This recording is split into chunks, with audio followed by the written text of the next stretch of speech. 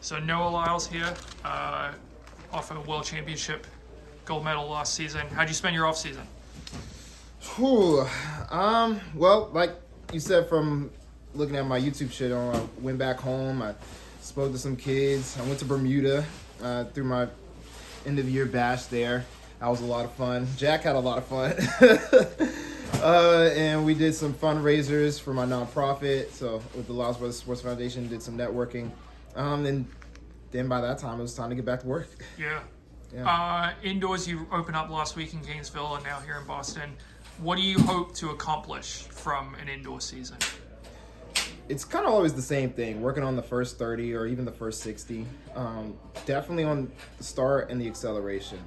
I feel that in that World Championships, I was able to create the start that I've been looking for years, and to see it even continue after that. So weeks after, I was, constantly looking at what was my first 100, and it was always, faster than 10-2. So it would be like 10-16, 10-15, 10-14. And it was really exciting to see that, because it was like, okay, I have the ability. Let's keep replicating it. What did it used to be before then? Like 10-2 at my fastest. It was usually like 10-28 to 10-32. That's usually where it was. But it would be 10-2 whenever I'd run 19.5. And whenever I'd run like higher than 19.7, it'd be like 10-30. Yeah, something right there. So pretty much every sprinter is going to be training this point of the year, but some guys run an indoor season, some guys don't. I don't think Fred Curley ever does one. Why do you think it's important to go out and race?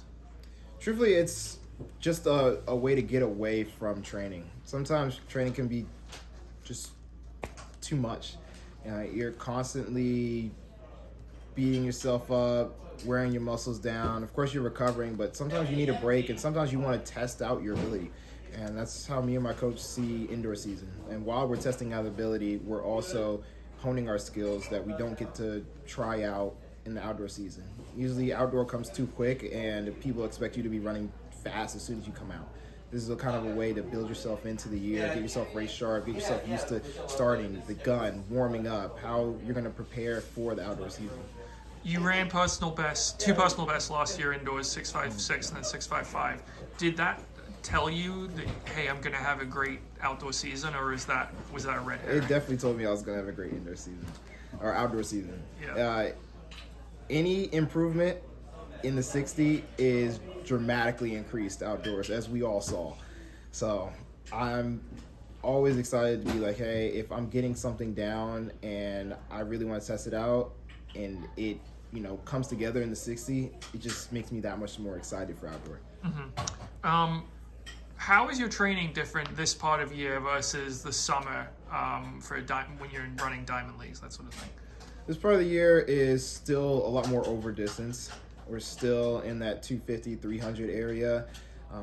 In speed endurance, I would say, to just, I forgot the name of it, but you're basically just building up your ability to handle rounds. You're not so much working on speed. So to be able to see fast times early on is like an extra bonus to the rest of the season.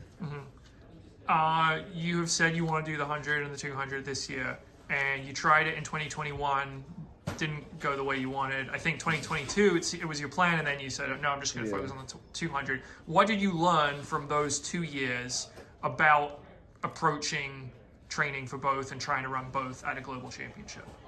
I think, of course, the start and the acceleration was the biggest thing that I had to learn. I also had to know that I had a complete handle on the 200. If I didn't feel that I could, run the 200 each round fast, then it's like, how can I expect to do that in 100? And vice versa. If I ran all my 100 rounds fast, how could I expect to be able to go out to the 200 and, not die? I need to make sure that I'm going to be strong in both events. And we were also just trying to find that balance between what was the best training to get ready for the double. And to be honest, I think we figured it out. So is there anything that's changed from last year to this year to now that you think, yeah, I'm ready to attack this double in 2023? I think the biggest change is not having a COVID year, not having that year that separated everything. So I have the year of 2021 and the year of 2022 built on top of each other, and it has produced great results, and I'm in a better place than I ever was. So it's like training is producing faster times, stronger results, and it's like, hey, if you want a year to try it, this is the year. So 2020, your training was interrupted then because of COVID? Oh yeah, we were training in the streets and in the park, and someday we just didn't train because we couldn't. Do you have a goal in mind for Saturday? Win. Times will take care of itself, but win. All right. Well, good luck out there. I appreciate the time.